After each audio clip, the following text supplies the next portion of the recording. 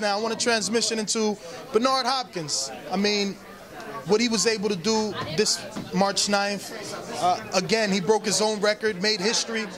But moving forward, where would you like to see him go? I know, we all know Bernard makes his own decisions, and he's the captain of his own ship, so to speak. But where would you, as the trainer, the mastermind in formulating all the plans for his fights, where would you like to see him face next? Would it be a unification with Beybat Shumanov?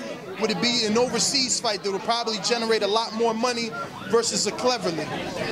I think he's earned the right to fight big fights, title fights. I think at his age and his time frame in here, anything else he's seen. There was a guy at the press conference that said, hey, I got an up-and-coming guy. He's the next big thing. Give him a chance. He's been there. He was fighting Glenn Johnson before y'all knew who Glenn Johnson was. So he's been there. He's earned the right. And I feel if this man fights and unifies this weight class at this age, he shouldn't have to wait 5 years. We should petition to put him in the Hall of Fame right after he unifies this weight class.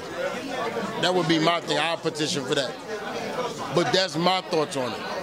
Bernard is a phenom. Bernard is something rare that comes along, and we don't always know what to do with something rare. I remember there's a young lady from Philadelphia who sings named Patti LaBelle. My mother came up with her, she was young, and my mother told me Patti LaBelle's voice was so extraordinary, they really didn't know what to do with her. They didn't know where to place her, where to put her to sing. They didn't know how to really train her because her voice was so extraordinary. Bernard's very much from that cloth. He's in such an extraordinary position, we don't know what to do with him. All we can do is enjoy him while he's here. And as the people speak of their era with Ray Robinson, we get to celebrate our era. This is our Ray Robinson. We get to celebrate our era. And that's what I'm saying. You know, sometimes you're in a relationship and you're so busy worrying about what's going to happen down the road, you're not actually enjoying the relationship that you're in. I'm going to celebrate Bernard Hopkins while we have him.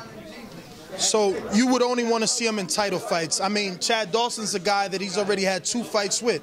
Clearly not a route that you guys want to go back down.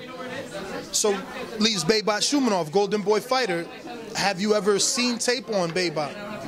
Yeah, I worked with Beybat. I worked with Beirut before. He probably won't fight Bernard. I've actually worked with him before. I don't see him. I mean, but I don't knock anything. Anything can happen when you got belts.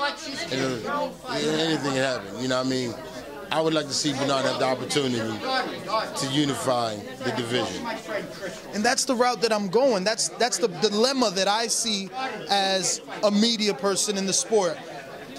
He's done the Chad Dawson route. Plus, Chad Dawson is, in talks to fight Adonis Stevenson.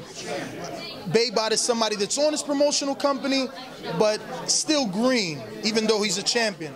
And the only bigger thing out there is Cleverly, which is an overseas fight, something Americans really don't like doing. What happens to Bernard, who just became a champion now? Finds a way. Like, I've stood with him many a times, and we was like, what's next? He finds a way. He's a phenomenal guy. Like I said, he hasn't defied time. He's used time to his benefit. 2 things happen after long term. You either collect damage or you collect experience. Bernard has found a way to collect more experience than damage. This is why he's able to press forward. Now, you're a guy that experience is probably one of the perfect words to categorize you at. But did you ever envision the fight going that way? Did you imagine Bernard would dominate 9 out of 11 rounds? Maybe on some people's cards 10 versus such a young, aggressive, big puncher like Tavares Cloud? Outstanding question. I'm embarrassed that you asked it because it can put me in a position to embarrass myself in my answer. Yes. I don't want to appear arrogant. I don't want to appear overconfident. But yes, the style-wise, the matchup, one of the advantages that we take in with Bernard a lot often is that we have a coach in the corner and a coach in the center of the ring, whereas though they have a coach in the corner. I felt like the adjustments that Bernard could make, that Cloud could make those adjustments, So I did envision it. I felt like it's not the first time you've seen him do this. You've seen the Trinidad fights. You've seen the Tarver fights. You've seen the Kelly Pavlik fights. My problem is with Bernard is that sometimes he puts himself in a bad position. he'll dominate an opponent to such a degree that the next guy he fights, if they land a punch, then people think he's losing. Well, thank you very much for your time. We do appreciate you here at the Boxing Voice.